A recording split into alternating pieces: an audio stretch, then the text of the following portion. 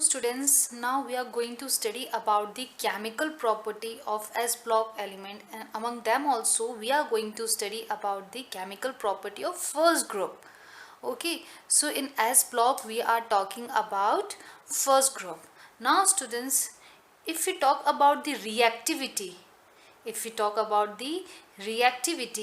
then the first group elements are highly reactive. They are highly reactive. Now why is it so? See students, answer बहुत ही simple है. ये सबसे ज़्यादा reactive क्यों है? क्योंकि इसके पीछे मेजर टू रीजंस है. ओके, सो जो फर्स्ट रीज़न है वो है इसका साइज लार्ज होता है. Now students, they are large in size, therefore they are highly reactive. इनका लार्ज साइज होना रीज़न है इनके हाईली रिएक्टिव होने के पीछे. और स्टूडेंट, जो दूसरा रीज़न है वो है लो आईपी होना, लो आयनाइजेशन पोटेंशियल, लो आईपी होना. ठीक है बच्चों, तो इन दो रीज़न की वजह से ये हाईली रिएक्टिव होते हैं. देखिए बहुत ही सिंपल है. अगर हम बाकी एलिमेंट्स को कंपेयर करें पीरियोडिक टेबल के अंदर फर्स्ट ग्रुप से, तो जो फर्स्ट ग्रुप एलिमेंट्स हैं ये इनका साइज़ बहुत ज़्यादा होता है. ठीक है, इनका साइज़ बहुत ज़्यादा. अगर इनका साइज़ ज़्यादा है तो मैंने आपको समझाया है कि न्यूक्लियस से इलेक्ट्रॉन के बीच का जो डिस्टेंस है बच्चों वो बढ़ जाएगा. अगर न्यूक्लियस से हम वैलेंस इलेक्ट्रॉन की बात करते हैं, क्योंकि जो भी रिएक्शंस होती है स्टूडेंट्स वो बाहर की इलेक्ट्रॉन्स पार्टिसिपेट करते हैं उस रिएक्शन में. ठीक है, अंदर के इलेक्ट्रॉन्स नहीं करते, हमेशा वैलेंस इलेक्ट्रॉन के बारे में हम बात करते हैं. तो बीच में भी इलेक्ट्रॉन्स होंगे, but I am just talking about the valence electron. ठीक है, to make this structure simple, I have drawn the just nucleus and the valence electron. तो न्यूक्लियस एंड वैलेंस इलेक्ट्रॉन के बीच में डिस्टेंस क्या हो जाएगा बच्चों? इंक्रीज. अगर डिस्टेंस इंक्रीज हो जाएगा तो इन दोनों के ऑपोजिटली चार्ज के बीच में अट्रैक्शन क्या हो जाएगा? अट्रैक्शन कम हो जाएगा. तो बच्चों, साइज ज़्यादा होने की वजह से डिस्टेंस बढ़ जाता है. डिस्टेंस बढ़ने से अट्रैक्शन फोर्स कम हो जाता है. अगर अट्रैक्शन फोर्स कम हो जाएगा तो इलेक्ट्रॉन लूज करना ईजी हो जाएगा. इसका मतलब क्या हो गया? इसका मतलब ये हो गया कि ये रिएक्टिव है. ठीक है, तो लार्ज साइज होना एंड लो आईपी होना रीज़न है इसके हाई रिएक्टिविटी का. ठीक है, और लो रीज़न के पीछे भी सेम कॉन्सेप्ट है कि साइज़ ज़्यादा है, और साइज़ ज़्यादा से आप इस सारे कॉन्सेप्ट को अप्लाई कर सकते हैं. तो आप अपना बता सकते हैं कि इसमें लो आयनाइजेशन पोटेंशियल की रिक्वायरमेंट है. इट मीन्स इसमें कम एनर्जी की रिक्वायरमेंट है to eject out the electron from the valence shell. Okay बच्चों, तो देखिए ये तो एक पॉइंट हो गया. हम चाहें तो इसको दूसरे क्राइटेरिया से भी देख सकते हैं. हम ये जानते हैं कि इनका साइज़ बड़ा है. ठीक है, साइज बड़ा है, प्लस इनकी जो लास्ट इलेक्ट्रॉन है वैलेंस इलेक्ट्रॉन उसका नंबर 1 है. इसका मतलब ये इजीली 1 इलेक्ट्रॉन को क्या कर सकता है? लूज कर सकता है. और जब 1 इलेक्ट्रॉन को लूज करेगा तो ये कौन सी कॉन्फ़िगरेशन ऑप्ट कर लेगा? ये नोबल गैस कॉन्फ़िगरेशन को ऑप्ट कर लेगा और क्या हो जाएगा? स्टेबलाइज. इस वजह से बच्चों, इस वजह से भी ये इलेक्ट्रॉन को लूज करता है. इट मीन्स ये रिएक्टिव है, ये पार्टिसिपेट करता है. क्यों? ताकि ये 1 इलेक्ट्रॉन को लूज कर ले, रिएक्ट कर जाए और फाइनली क्या कॉन्फ़िगरेशन मिल जाए इसको? नोबल गैस, और ये क्या हो जाए? स्टेबलाइज. ओके, सो ओवरऑल अगर हम कंक्लूड करें तो सबसे इम्पॉर्टेंट रीज़न है लार्ज साइज. लार्ज साइज की वजह से हम बोल सकते हैं कि इसमें लेस आईपी रिक्वायर्ड है, इसलिए भी रिएक्टिव. और मोस्ट इम्पॉर्टेंट हम ये भी बोल सकते हैं कि इसके बाहर की शेल में एक इलेक्ट्रॉन है, इसलिए भी ये रिएक्टिव है. ठीक है बच्चों, तो ये सारे पॉइंट्स जो हैं इसके हाई रिएक्टिव नेचर के पॉइंट्स हैं. ठीक है, तो अब हम चलते हैं इसकी डिफरेंट केमिकल प्रॉपर्टीज़ की तरफ. तो जो फर्स्ट प्रॉपर्टी हम पढ़ने वाले हैं अभी बच्चों वो है reducing nature. So let's see the reducing nature of the first group. So let get started with the reducing nature.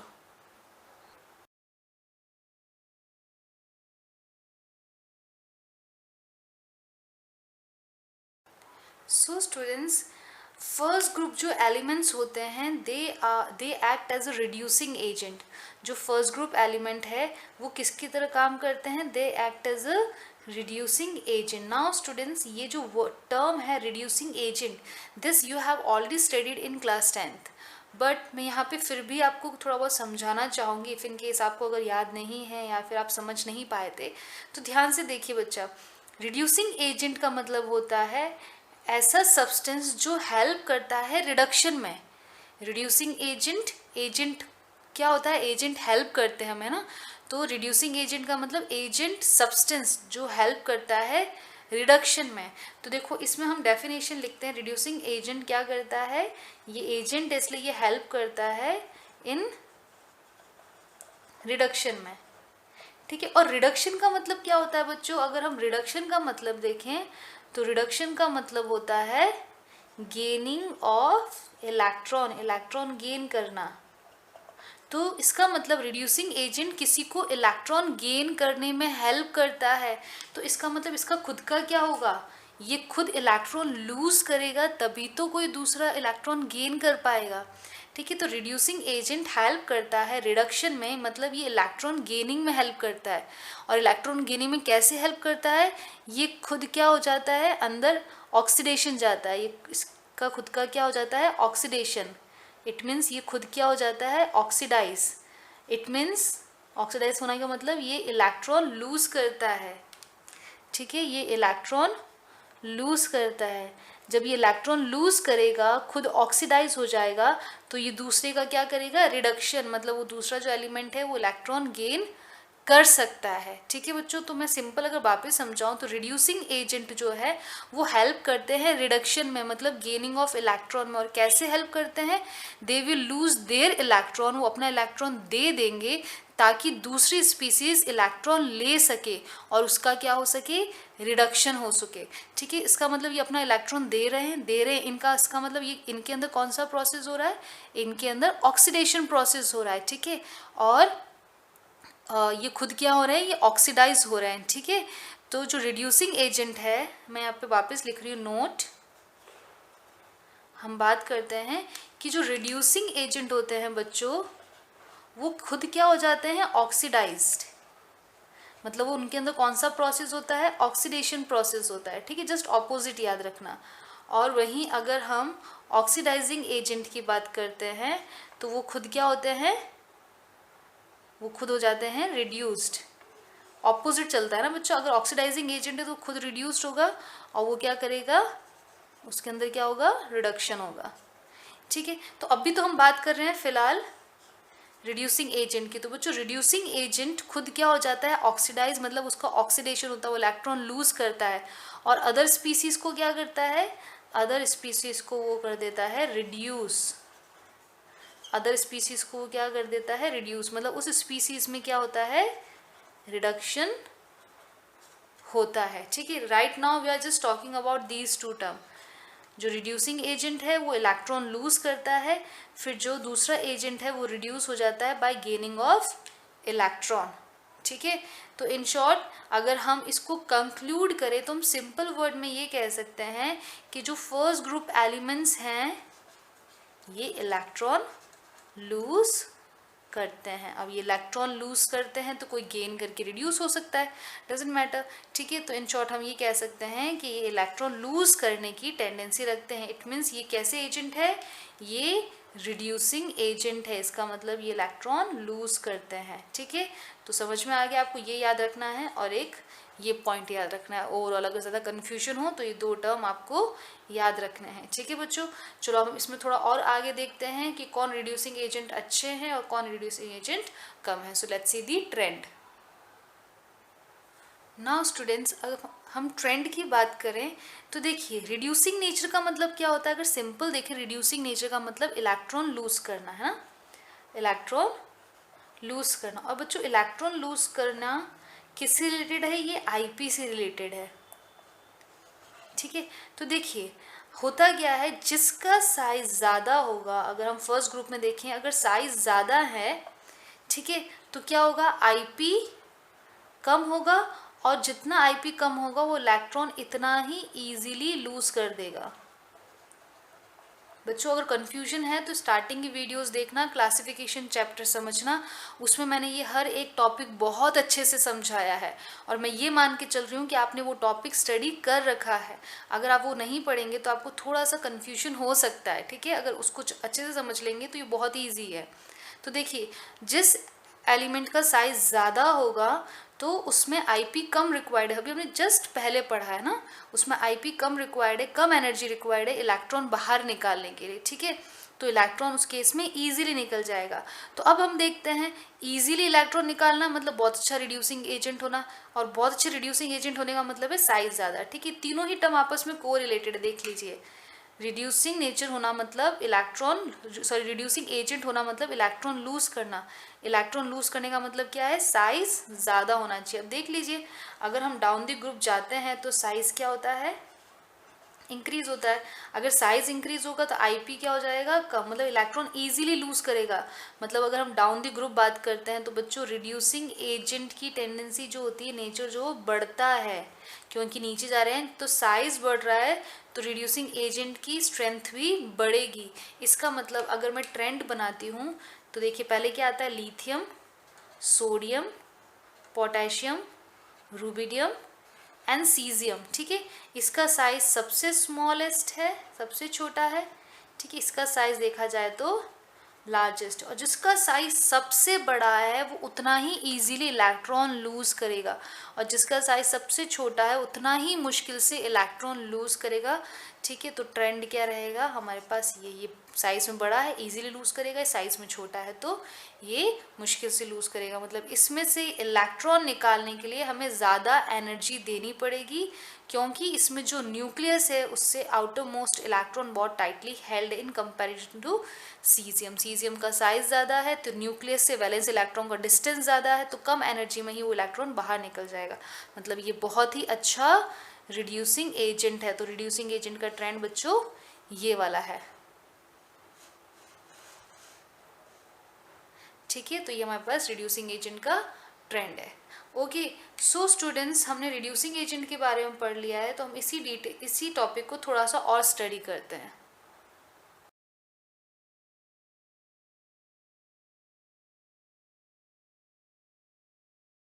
So students, now we are going to study about the electrode potential. See student, जो first group elements होते हैं ये show करते हैं oxidation electrode potential, oxidation electrode potential show करते हैं। अब बच्चों ये बहुत ही इजी टर्म है, इसको देख के घबराने की कोई ज़रूरत नहीं है। ऑक्सीडेशन इलेक्ट्रोड पोटेंशियल का मतलब होता है tendency of electron, sorry element की टेंडेंसी इलेक्ट्रॉन लूज करने की इन सॉल्यूशन, ठीक है। अभी तक जब हम बात कर रहे थे आईपी की बात कर रहे थे ना, आईपी में क्या था, इलेक्ट्रॉन लूज हो रहा था, लेकिन कौन सी कंडीशन में हो रहा था, isolated gases ground state condition के अंदर, ठीक है।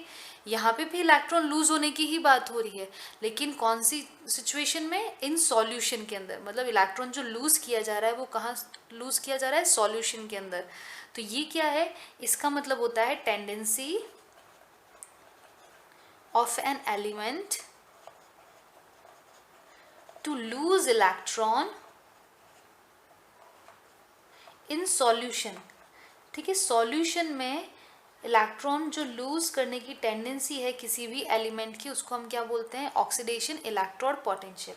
अब देखो बच्चों, आपको इम्पॉर्टेंट याद क्या रखना है, अगर हम ये oxidation electrode potential, electron lose करने की टेंडेंसी अगर स्टैंडर्ड कंडीशन में निकालते हैं, स्टैंडर्ड कंडीशन का मतलब होता है जब हमारे सेटअप में सारी सिचुएशन स्टैंडर्ड हो।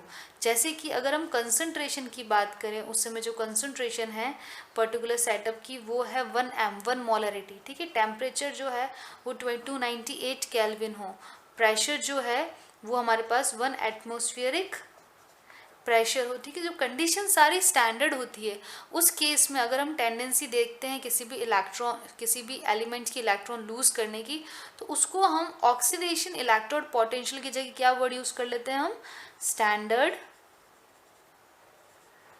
स्टैंडर्ड इलेक्ट्रोड पोटेंशियल या स्टैंडर्ड ऑक्सीडेशन पोटेंशियल भी लिख सकते हैं हम इसको, ठीक है। तो स्टैंडर्ड ऑक्सीडेशन पोटेंशियल या स्टैंडर्ड ऑक्सीडेशन इलेक्ट्रोड पोटेंशियल भी आप यूज़ कर सकते हैं, कोई दिक्कत नहीं है, ठीक है। तो ये हमारे पास में स्टैंडर्ड एक टर्म और ऐड हो गया है, कब, जब सिचुएशन सारी हमारी क्या हो, स्टैंडर्ड हो। यहाँ तक समझ में आ गया। अब देखो बच्चों, सबसे इम्पॉर्टेंट बात है, देखिए अगर आपके पास स्टैंडर्ड इलेक्ट्रोड पोटेंशियल, हम रिप्रेजेंट करते हैं इलेक्ट्रोड पोटेंशियल को ऐसे, ठीक है, ये इलेक्ट्रोड पोटेंशियल है, ये ऑक्सीडेशन लिखा है हमने यहाँ पे, ठीक है, और स्टैंडर्ड के लिए हम लगा रहे हैं ऊपर नॉट। तो स्टैंडर्ड इलेक्ट्रोड पोटेंशियल कौन सी सिचुएशन है, ऑक्सीडेशन इलेक्ट्रोड पोटेंशियल की बात कर रहे हैं, ठीक है। अगर इसकी वैल्यू हाई है बच्चा, तो जो रिड्यूसिंग एजेंट होगा वो भी क्या होगा, स्ट्रॉन्ग।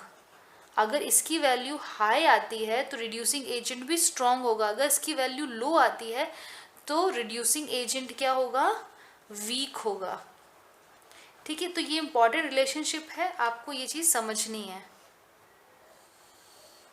ठीक है। अब जब हम ट्रेंड देखते हैं बच्चों, हम जब ट्रेंड देखते हैं lithium, sodium, potassium, caesium, rubidium,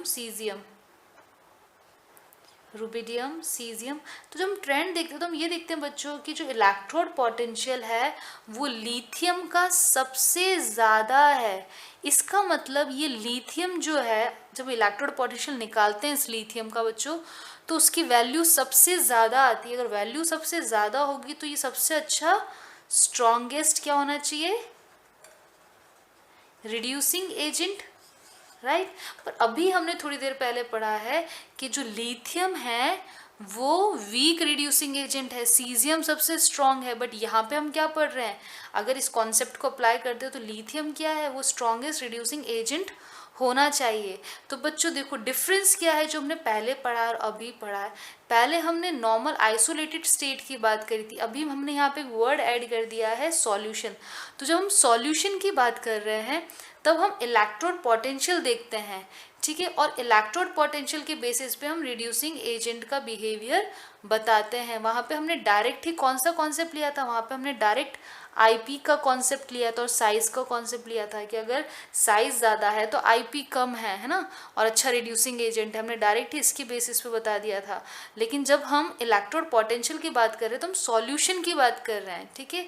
तो सॉल्यूशन के अंदर हम इलेक्ट्रोड पोटेंशियल देखते हैं और उसकी हेल्प से हम रिड्यूसिंग एजेंट बताते हैं। तो बच्चों सॉल्यूशन के अंदर लिथियम सबसे अच्छा रिड्यूसिंग एजेंट है, सीजियम नहीं है, ठीक है। तो अब हम इसकी ही थोड़ी सी कॉन्सेप्ट और स्टडी करते हैं।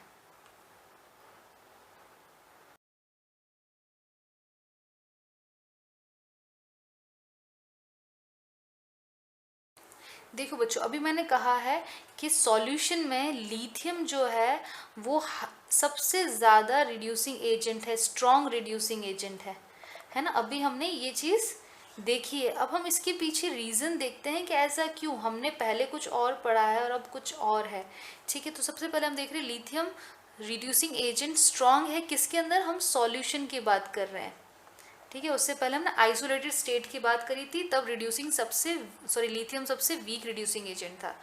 तो अभी लिथियम सबसे स्ट्रॉन्ग क्यों है सॉल्यूशन के अंदर, उसके अंदर देखते हैं। देखो बच्चों इसको फाइंड आउट करने के लिए आपको 3 स्टेजेस देखनी पड़ती है। इसको फाइंड आउट करने के लिए आपको टोटल 3 स्टेजेस देखनी पड़ती है। तो 3 स्टेजेस क्या है हम वो देखते हैं। सबसे पहली स्टेज जो है उसमें होता है कि जो मेटल सॉलिड है वो मेटल गैस में कन्वर्ट होता है, डायरेक्ट सॉलिड से गैस में। तो इसमें क्या होता है बच्चों, इसमें हम बोलते हैं ये क्या है, हीट ऑफ सब्लिमेशन। इसको जब गैस सॉलिड डायरेक्ट गैस में कन्वर्ट होता है तो उसको हम बोलते हैं हीट ऑफ सब्लिमेशन, ठीक है। समझ में आ रहा हो। और बच्चों इसके अंदर एनर्जी हमेशा रिक्वायर्ड होती है, ठीक है। इसमें एनर्जी हमेशा रिक्वायर्ड होती है, मतलब प्लस की एनर्जी होती है, ठीक है। तभी तो सॉलिड हम एनर्जी देंगे, सॉलिड गैस में कन्वर्ट होगा, है ना। उसके बाद देखिए सेकंड स्टेज क्या इंपॉर्टेंट है इसके अंदर, वो है ये जो गैस बना है, अब ये गैस जो है अपना इलेक्ट्रॉन लूज करेगा, ठीक है, और आयन का फॉर्मेशन करेगा, ठीक है। अब ये कौन सी स्टेज है बच्चों को पता है, इसको हम बोलते हैं आयनाइजेशन पोटेंशियल। गैस से इलेक्ट्रॉन लूज कराना, ये गैसेज है, इससे इलेक्ट्रॉन लूज हो गया और कैटायन बन गया, इसको हम बोलते हैं आयनाइजेशन पोटेंशियल। तो इसको आयनाइजेशन पोटेंशियल एनर्जी भी बोल सकते हैं, फिर एंथैल्पी भी बोल सकते हैं। और बच्चों इसमें भी हमेशा एनर्जी रिक्वायर्ड होती है, तो ये भी क्या होती है, प्लस की वैल्यू होती है, ठीक है। अब देखिए जो थर्ड स्टेप है, हम सॉल्यूशन की बात कर रहे हैं ना, तो सॉल्यूशन में तो वाटर होगा, ठीक है। तो ये जो मेटल आयन है, अभी जो मेटल आयन जनरेट हुआ है आईपी के थ्रू, ये क्या करेगा, वाटर के साथ में रिएक्ट करता है, मतलब वाटर के अंदर, और ये क्या हो जाता है, हाइड्रेटेड हो जाता है। बच्चों ये हाइड्रेटेड टर्म हम पढ़ चुके हैं इसी चैप्टर के अंदर, ठीक है। हाइड्रेट हो जाता है मतलब इस एम पॉजिटिव को वाटर मॉलिक्यूल क्या कर देते हैं, कवर कर देते हैं, है ना। तो ये हाइड्रेटेड होता है, इसलिए यहाँ पे एक्वस लिखो, एक्वस का मतलब वाटर मॉलिक्यूल इसको कवर कर देते हैं। और जब वाटर मॉलिक्यूल इसको कवर कर रहे हैं बच्चों, तो इसको हम बोलते हैं हाइड्रेशन एनर्जी। हाइड्रेशन एनर्जी इसमें हम पढ़ चुके हैं फिजिकल प्रॉपर्टी में ऑलरेडी ये, ठीक है। हाइड्रेशन एनर्जी, और बच्चों ये एनर्जी मैंने आपको बताया था एक्सोथर्मिक होती है, जब भी वाटर मॉलिक्यूल कवर करते हो तो एनर्जी रिलीज होती है, ठीक है बच्चों। तो अब मैं आपको ये बताना चाहती हूँ कि इलेक्ट्रोड पोटेंशियल जब हम निकालते हैं, और इलेक्ट्रोड पोटेंशियल के रेस्पेक्ट से जब हम रिड्यूसिंग एजेंट के बिहेवियर को पता करते हैं बच्चों, तो उसमें हमें 3 स्टेजेस यूज़ करते हैं। और अगर हम एल्जेब्रिक सम करेंगे इन तीनों स्टेजेस का, अगर हम एल्जेब्रिक सम करेंगे इन तीनों स्टेजेस का, तो जितनी कम वैल्यू मिलेगी बच्चों, जब हम इन सब का एल्जेब्रिक सम करेंगे, अभी मैं आपको वैल्यू लिख के बता दूंगी, तो जितनी हमको इन सब का एल्जेब्रिक सम करने पे जितनी कम वैल्यू मिलेगी, ठीक है, जितनी कम वैल्यू मिलेगी उतना ही अच्छा ये क्या होगा, एक रिड्यूसिंग एजेंट होगा, ठीक है। जितनी कम वैल्यू मिलेगी इनके एल्जेब्रिक की, उतने ही अच्छा ये रिड्यूसिंग एजेंट होगा। एक बात तो आप ये बता सकते हैं कि भाई इन सब का एल्जेब्रिक सम करने पे जितनी कम वैल्यू मिलेगी और जिसकी वैल्यू कम होगी वो उतना ही अच्छा रिड्यूसिंग एजेंट होगा, ठीक है। और दूसरी बात बच्चों आप ये कह सकते हैं कि जिसकी जितनी ज़्यादा हीट ऑफ हाइड्रेशन होगा या फिर हाइड्रेशन एनर्जी होगी, जब वाटर मॉलिक्यूल इस आयन को, कैटायन को सराउंड कर रहा है, और उसमें जितनी ज़्यादा एनर्जी रिलीज होगी वो उतना ही अच्छा रिड्यूसिंग एजेंट होगा। तो हम सिंपल वर्ड में ये भी कह सकते हैं कि जितनी ज़्यादा हाइड्रेशन एनर्जी उतना ही अच्छा वो रिड्यूसिंग एजेंट। और ये टर्म तो हमारे लिए बहुत ही सिंपल हो गया, हमें कुछ आगे सोचने की ज़रूरत ही नहीं, क्योंकि हमको पता है हाइड्रेशन एनर्जी का कॉन्सेप्ट हम ऑलरेडी पढ़ चुके हैं कि जितना ज़्यादा स्मॉल आयन होगा, कैटायन होगा, है ना, जितना स्मॉल होगा उतना ही ज़्यादा वो हाइड्रेटेड होगा, उतना ही ज़्यादा वो हाईली क्या होगा, हाइड्रेटेड होगा, उतनी ही ज़्यादा वो एनर्जी को रिलीज करेगा, ठीक है बच्चों। तो जितना छोटा आयन उतना ही ज़्यादा वो हाइड्रेटेड होगा, उतनी ही एनर्जी को रिलीज करेगा। तो ज़्यादा एनर्जी रिलीज करेगा, ज़्यादा हाइड्रेटेड एनर्जी रिलीज करेगा, तो उतना ही अच्छा रिड्यूसिंग एजेंट। और आप जानते हो बच्चों सबसे छोटा कौन सा होता है, लिथियम होता है। लिथियम बहुत अच्छी तरीके से हाइड्रेटेड हो जाता है, सॉल्वेटेड हो जाता है, इसका मतलब ये बहुत ज़्यादा हाइड्रेशन एनर्जी को रिलीज़ करता है, इसका मतलब ये बहुत ही अच्छा रिड्यूसिंग एजेंट है। तो आप इस कॉन्सेप्ट को लेके चलेंगे ना बच्चों तो कोई दिक्कत नहीं आएगी। और इस कॉन्सेप्ट को में आपको क्या देखना है, कैटायन का साइज़ क्या होना चाहिए, स्मॉल। अगर ये स्मॉल है तो ये बहुत ही अच्छे से हाईली क्या हो जाएगा, हाइड्रेटेड हो जाएगा। और बच्चों जितना अच्छे से हाइड्रेटेड होगा उतना ही अच्छा इसकी हाइड्रेशन एनर्जी रिलीज होगी, उतनी ही माइनस में हाइड्रेशन एनर्जी रिलीज होगी, ठीक है। और उतना ही अच्छा ये रिड्यूसिंग एजेंट होगा, उतना ही ज़्यादा ये रिड्यूसिंग एजेंट होगा, ठीक है बच्चों। तो आपको समझ में आ गया है। तो देखो बच्चों सॉलिड डायरेक्ट ही वाटर में डिजोल्व नहीं होता, वो क्या करता है, देखो सॉलिड अगर हम 3 स्टेज में देखते हैं, सॉलिड पहले गैस में कन्वर्ट होता है जिसको हम बोलते हैं हीट ऑफ सब्लिमेशन, इसमें एनर्जी रिक्वायर्ड होती है तभी सॉलिड गैस में कन्वर्ट होगा। फिर ये गैस आयनाइजेशन पोटेंशियल एनर्जी को यूज़ करती है, मतलब एनर्जी यूज़ करती है और इलेक्ट्रॉन लूज करती है और कैटायन में कन्वर्ट हो जाता है, ठीक है।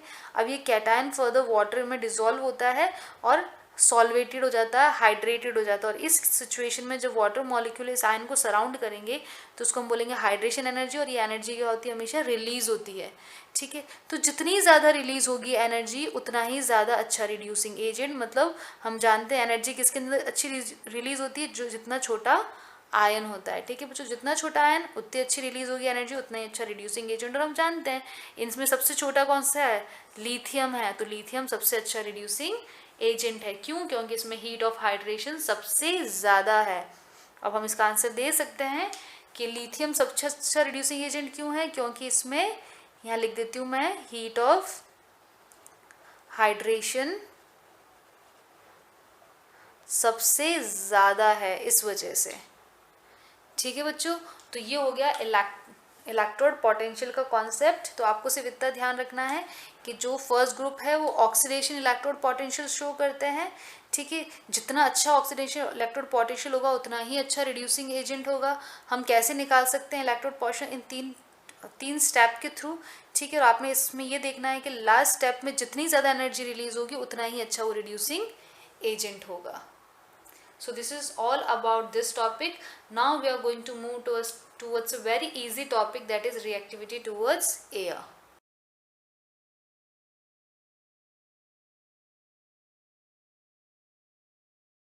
So students, now we are going to study about reactivity towards air. Now students, see the first group element, जो फर्स्ट ग्रुप एलिमेंट है उनको थोड़ा भी मॉइस्चर मिलता है, if they get moisture then they will react and they will get tarnished. Lithium को छोड़ के बाकी जितने भी एलिमेंट्स हैं, लिथियम को छोड़ के फर्स्ट ग्रुप में जितने भी एलिमेंट्स हैं, जैसे ही वो एटमॉस्फेयर में मॉइस्चर के कांटेक्ट में आते हैं दे विल टर्निस्ट क्विकली, बहुत ही जल्दी वो ऑक्सीडाइज हो जाते हैं। ठीक है, so students I am writing it कि एक्सेप्शन क्या है, लिथियम।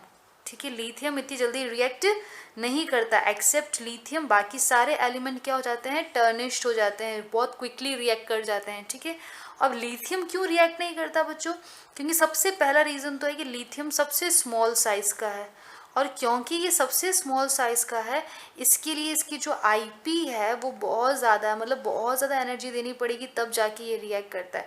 तो इसकी स्मॉल साइज़ होने की वजह से, आईपी ज़्यादा होने की वजह से इतना ईजिली रिएक्ट नहीं करता, लेकिन बाकी सारे एलिमेंट्स की साइज़ इसकी कंपेयर में ज़्यादा है, आईपी इसकी कंपेयर में कम है, इसलिए वो अच्छे से रिएक्ट करते हैं। ठीक है, एयर में आते ही। नाउ स्टूडेंट्स, क्योंकि ये बहुत क्विकली रिएक्ट कर लेते हैं एलिमेंट्स एयर के कांटेक्ट में आते ही, इसलिए इनको कैरोसिन में रखा जाता है, that's why they are placed in kerosenes. Okay, now students see, अगर हम बात करते हैं मेटल ऑक्सीजन के साथ में जब रिएक्ट करता है तो it will form metal oxide. ठीक है, M2 है। अगर वाटर के साथ फर्दर ये मेटल ऑक्साइड रिएक्ट करता है तो ये फॉर्म करेगा metal hydroxide. Now this metal hydroxide अगर कार्बन डाइऑक्साइड के साथ रिएक्ट करता है तो ये बनाएगा मेटल कार्बोनेट। ठीक है, आप यहाँ पे कोई भी मेटल यूज़ कर सकते हैं, लिथियम, सोडियम, पोटेशियम, ठीक है, रुबिडियम, आप कोई भी यूज़ कर सकते हैं। अब देखिए स्पेशल केस है कि जो लिथियम है वो नाइट्रोजन के साथ में रिएक्ट करता है और क्या बनाता है, लिथियम नाइट्राइड। ये बिल्कुल उसी की तरह बिहेव करता है जैसे कि मैग्नीशियम बिहेव करता है, क्योंकि डायगोनल रिलेशनशिप है लिथियम और मैग्नीशियम के बीच में। तो सिर्फ लिथियम ऐसा है जो नाइट्रोजन के साथ में रिएक्ट करता है और लिथियम नाइट्राइड का फॉर्मेशन करता है, दैट इज Li3n। ठीक है, अब देखिए बच्चों, मैंने यहाँ पे सिर्फ ऑक्सीजन की रिएक्शंस लिखी है कि अगर मेटल को ऑक्सीजन की प्रेजेंस में वो रिएक्ट करता है, ऑक्सीजन के साथ में अगर वो रिएक्ट करता है तो वो क्या बनाएगा, मेटल ऑक्साइड, और यहाँ पे ऑक्साइड का फॉर्मूला क्या है, O2-। ठीक है, फर्दर अगर ये मेटल ऑक्साइड ऑक्सीजन के साथ में रिएक्ट करता है तो ये क्या बनाएगा, मेटल पर ऑक्साइड। अब यहाँ पे जो ऑक्सीजन है वो है O2-। ठीक है, अब फर्दर ये अगर पर ऑक्साइड वापिस ऑक्सीजन के साथ में रिएक्ट करता है तो बच्चों क्या बनाएगा, सुपर ऑक्साइड।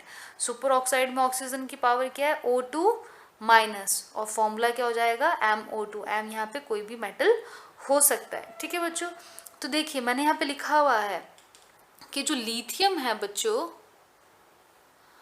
है ना, लिथियम जो है वो ऑक्साइड के फॉर्म में मिलता है, स्टेबल जो मिलता है लिथियम ऑक्साइड के फॉर्म में स्टेबल मिलता है हमें ना। सोडियम जो है वो पर ऑक्साइड के फॉर्म में मिलता है। उसके अलावा जितने भी एलिमेंट है जैसे कि पोटेशियम हो गया, रुबिडियम हो गया, सीजियम हो गया, ये सब सुपर ऑक्साइड के फॉर्म में हमें मिलते हैं। ठीक है, and then next point is, जो ये ऑक्साइड है और जो पर ऑक्साइड है ये कलरलेस होते हैं। ठीक है, लेकिन जो सुपर ऑक्साइड्स होते हैं ये कलर्ड होते हैं। तो बच्चों ये पूरी ब्रीफिंग है about the reactivity towards air, ठीक है, for the first group elements. तो आई होप स्टूडेंट्स ये बहुत ही सिंपल है, आपको समझ में आ गया होगा। यहाँ पे पूरी डिटेल बहुत सिंपल वे में दे रखी है, so just note it down.